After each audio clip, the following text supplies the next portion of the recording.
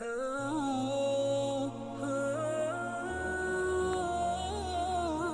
اللہ الرحمن الرحیم۔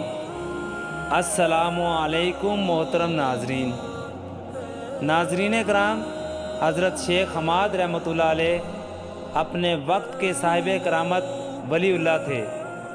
ایک مرتبہ کا ذکر ہے کہ ایک تاجر ابو المظفر حسن آپ کی خدمت میں حاضر ہوا اور کہنے لگا کہ یا سیدی، میں تجارت کے سلسلے میں ملک شام کا سفر کرنا چاہتا ہوں، کیونکہ قافلہ تیار ہے۔ فی الوقت میرے پاس 100 اشرفیاں اور تقریباً اتنی ہی مالکیت کا سامان موجود ہے۔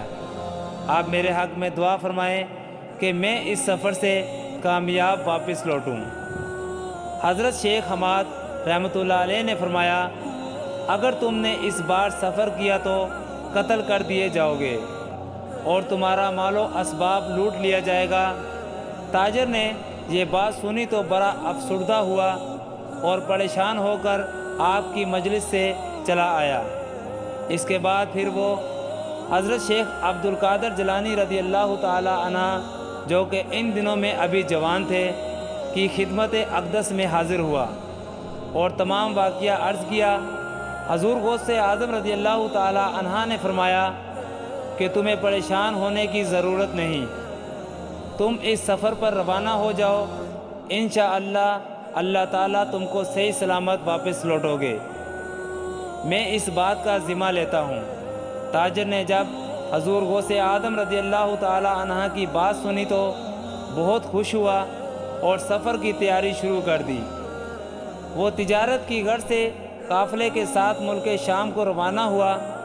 وہاں اس نے اپنا مال و اسباب 1000 دینار میں فروخت کر دیا۔ وہ ایک حمام میں گیا اور حمام کے طاق میں 1000 دینار کی تھیلی رکھ دی۔ اتفاق سے وہ اس تھیلی کو حمام کی طاق سے اٹھانا بھول گیا اور اس مکان میں آ گیا جہاں وہ ٹھہرا ہوا تھا۔ اسے گہری نیند آ گئی اور وہ سو گیا۔ خواب میں اس نے دیکھا کہ جس قافلے کے ہمراہ سفر کر رہا ہے، اس پر ڈاکوؤں نے حملہ کر کے سارا سامان لوٹ لیا ہے اور قافلے کے ہر شخص کو موت کے گھاٹ اتار دیا ہے۔ ایک ڈاکو نے اسے بھی قتل کر دیا ہے۔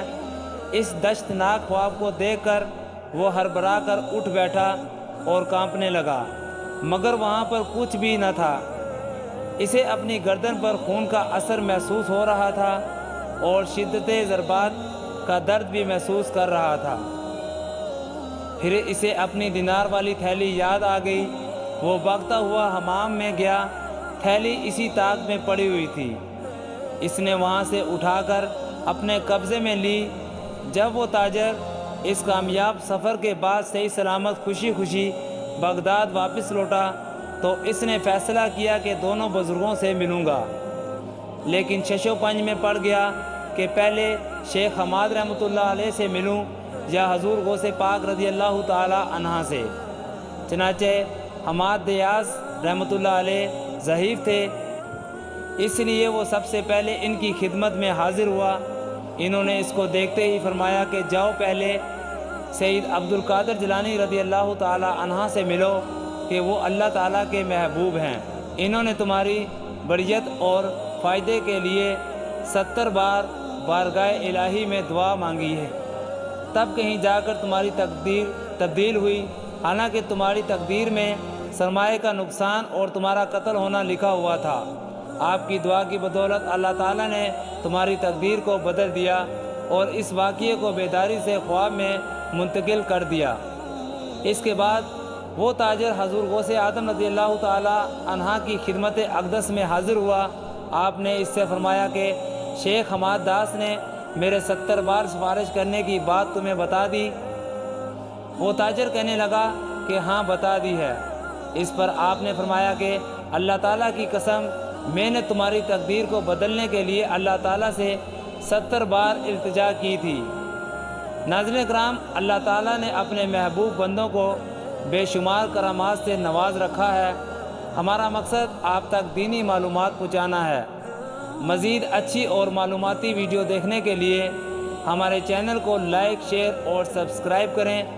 اور ساتھ لگے گھنٹی کے بٹن کو دبائیں تاکہ ہماری ہر آنے والی ویڈیو آپ تک بآسانی پہنچ سکے۔